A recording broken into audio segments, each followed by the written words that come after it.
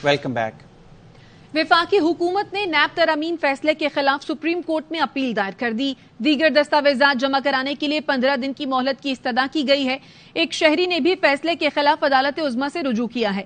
वफाकी हुकूमत ने वकील मखदूम अली खान के जरिए अदालत के 15 सितंबर के फैसले को चैलेंज करते हुए इस्तदा की कि सुप्रीम कोर्ट फैसला वापस लेकर नैब तरमीम बहाल करने का हुक्म दे, क्योंकि कानून साजी पार्लियामेंट का काम है। एक और दरखास्त गुजार जुबैर अहमद सिद्दीकी ने भी नैब तरमीम फैसले के खिलाफ अपील में फैसले को कालादम करार देने की इस्तदा की है।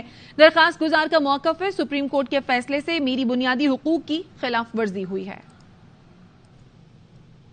निगरान वफाकी हुकूमत का तहरीक इंसाफ से पहला बाज़ाब्ता राब्ता हो गया।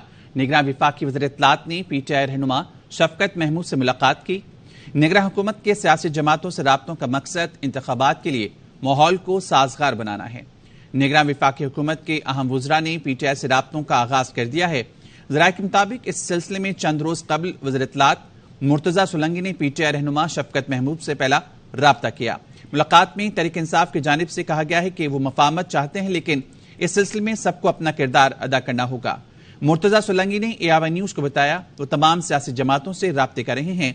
इसका मकसद माहौल को ठंडा करना है, जिससे शफाफ और मुनसिफाना इंतखाबात के इनेकाद यकीनी बनाया जा सके।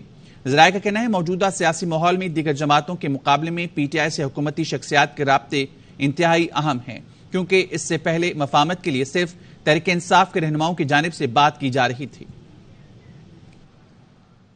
आए जमहूरियत को मजबूत करें, पार्लियामान की बालादस्ती यकीनी बनाएं। सबके माजी का इल्म है, मगर जमहूरियत की मजबूती के लिए आगे बढ़ना होगा। JUI सरबराह फजलुर रहमान ने सियासी जमातों को तजावीज पेश कर दी। कहा सियासी जमातें एक दूसरे के लिए गुंजाइश पैदा नहीं करेंगी तो नुकसान सबका होगा।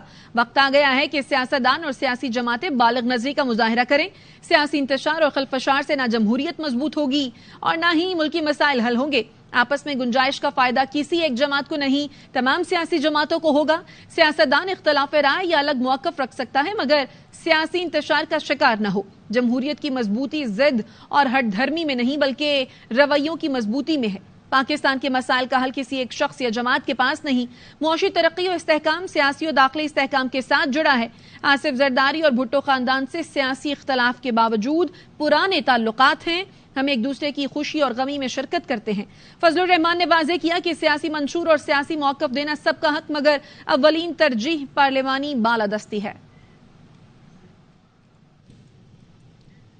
Chief election commissioner Sikandar Sultan की ज़ेर सदारत कराची में इजलास हुआ, जिसमें मुल्क भर में आम इंतखाबात की तैयारियों में पेशरफ्त का जायजा लिया गया।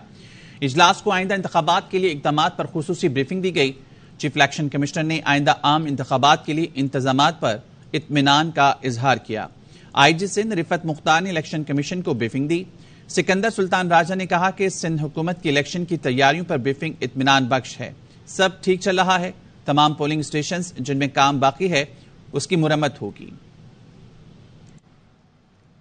अल्लाह करे डॉलर 100 रुपए से नीचे आ जाए और पेट्रोल 50 रुपए फी लीटर हो जाए। क्या इन बुनियादों पर कह देंगे कि मुल्क में इलेक्शन की जरूरत नहीं? ये नहीं हो सकता। पीपल्स पार्टी के रहनुमा सईद गनी कहते हैं सियासी अदम इस्तेहकाम और मौशी बहरान का वाहिद हल इंतखाबात हैं। साइफर केस में चेयरमैन PTI और शाह महमूद कुरैशी पर फर्द जुर्म आयद करने की कार्रवाई मुअख्खर कर दी गई। दोनों मुल्जमान को चालान की नकुल फराम कर दी गई हैं। 23 अक्टूबर को होने वाली समाअत में फर्द जुर्म आयद की जाएगी। चेयरमैन PTI के वकील ने ट्रायल के दौरान कारकुनों को तहम्मुल का मुजाहरा करने का पैगाम दिया। ऑफिशियल सीक्रेट एक्ट की खुसूसी अदालत अडियाला जेल में साइफर केस की समाअत हुई। समाअत जज अबुल हसनाज जुल्करनैन ने की। अदालत ने चेयरमैन PTI और शाह महमूद कुरैशी को चालान की नकुल तकसीम करके बताया अगली समाअत में दोनों मुल्जमान पर फर्द जुर्म आयद की जाएगी। समाअत के दौरान चेयरमैन PTI और शाह महमूद कुरैशी दोनों की अदालत में मौजूद रहे। जो कॉपी फराहम की गई है उसमें साइफर सिरे से ही मौजूद नहीं, मुद्दाई मौजूद नहीं तो ट्रायल किस बात का? चेयरमैन PTI के वकील सलमान सफदर कहते हैं चेयरमैन PTI और शाह महमूद कुरैशी पर फर्द जुर्म आयद नहीं हुई। अदालत ने हमें मतलूबा वक्त नहीं दिया। केस की समाअत पीर को होगी। सरकार ने बहुत जोर दिया कि आज عمران خان صاحب اور محمود قریشی صاحب کے اوپر فرد جرم عائد ہو جائے، مگر آج بڑے تفصیلی دلائل جو ہیں وہ عدالت میں دیے گئے. مینلی کواشنگ آف FIR آرگیو ہو چکی ہے، فیصلہ محفوظ ہے. سب سے جو امپورٹنٹ بات ہے آپ کے لیے کہ فرد جرم آج عائد نہیں ہوئی. منڈے کے لیے کیس ایڈجرن ہو گیا ہے. بائی منڈے کواشنگ آف FIR کا بھی فیصلہ آیا ہوگا، عمران خان صاحب کی ضمانت پر بھی فیصلہ آیا ہوگا، اور جو آرڈر جیل ٹرائل کا ہے وہ بھی آیا ہوگا. کاپیز آج موصول کر لی ہیں for the first time. This is very important. اصولی طور پہ کاپیز ریسیو کرنے کے بعد 7 دنوں کا ٹائم دیا جانا چاہیے تھا. 7 دن کا ٹائم نہیں دیا گیا اور صرف منڈے کے لیے یہ رکھا گیا کیس. اس کاپی میں جو ہمیں آج فراہم کی گئی ہے سائفر سرے سے موجود ہی نہیں ہے. تھانہ شادمان جلاؤ گھراؤ کیس ATC نے PTI رہنما یاسمین راشد کی ضمانت خارج کر دی. ATC کے جج ارشد جاوید نے فیصلہ سنایا. پروسیکیوٹر نے کہا اس کیس میں یاسمین راشد دوبارہ جسمانی ریمانڈ پر ہیں. مقدمے میں نئی دفعات کا اندراج ہوا ہے. یاسمین راشد کی ضمانت کی درخواست قابل سماعت نہیں رہی. عدالت نے درخواست غیر مؤثر ہونے پر خارج کر دی. آمدن سے زائد اثاثہ جات ریفرنس میں سابق وزیر خزانہ اسحاق ڈار بری ہوں گے یا نہیں، احتساب عدالت نے فیصلہ محفوظ کر لیا. احتساب عدالت اسلام آباد میں اسحاق ڈار اور دیگر کے خلاف آمدن سے زائد اثاثہ جات ریفرنس پر سماعت ہوئی. نائب پروسیکیوٹر اور اسحاق ڈار کے وکیل قاضی مصباح نے دلائل مکمل کیے. دلائل مکمل ہونے پر احتساب عدالت نے ریفرنس پر فیصلہ محفوظ کر لیا. احتساب عدالت کے جج محمد بشیر 21 اکتوبر کو محفوظ فیصلہ سنائیں گے. نیب نے پرویز لاہی، مونس لاہی، محمد خان بھٹی سمیت 6 ملزمان کے خلاف ریفرنس تیار کر لیا. نیب کا ریجنل بورڈ ریفرنس کا جائزہ لینے کے بعد منظوری کے لیے چیئرمین نیب کو بھجوائے گا.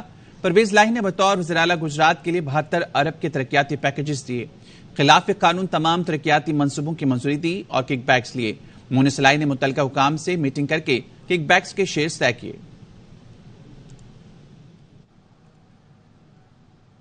نگراں وزیر اعظم انوار الحق کاکڑ اور کینیا کے صدر ڈاکٹر ولیم روٹو کی بیجنگ میں تیسرے بیلٹ اینڈ روڈ فورم کے موقع پر ملاقات ہوئی ہے.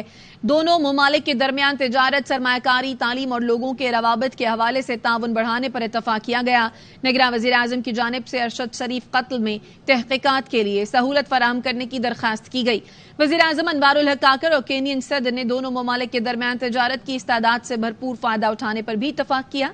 وزیر اعظم انوار الحق کاکڑ نے کہا بیلٹ اینڈ روڈ انیشیٹو کا شراکتی رکن ہونے کے ناطے پاکستان کینیا کے ساتھ مزید ترقیاتی منصوبوں اور اقدامات پر تعاون کا خواہاں ہے. مزید خبریں ہوں گی ایک بریک کے بعد، ہمارے ساتھ رہیے. Welcome back. عالمی برادری غزہ میں اسرائیلی فورسز کی بمباری رکوانے میں ناکام. مسلسل 11ویں روز سے غزہ میں بمباری جاری. شہید فلسطینیوں کی تعداد 2900 ہو گئی. اسرائیل فلسطین جنگ بندی کے لیے اقوام متحدہ کی سلامتی کونسل میں روس کی قرارداد منظور نہ کی جا سکی. غزہ میں انسانی بنیادوں پر جنگ بندی کے لیے روسی قرارداد ناکام ہو گئی.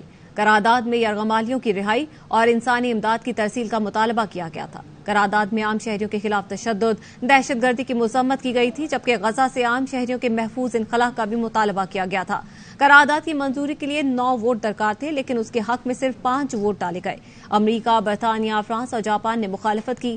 کونسل کے 6 رکن ملکوں نے ووٹنگ میں حصہ ہی نہیں لیا. غزہ جنگ پر برازیل کی قرارداد پر ووٹنگ منگل تک مؤخر کر دی گئی. BBC نے فلسطینیوں کے حق میں مظاہرہ کرنے والوں سے معافی مانگ لی. برطانوی نشریاتی ادارے نے اپنے کوریج کے دوران فلسطینیوں کے حامی مظاہرین کو حماس کا حامی قرار دیا تھا.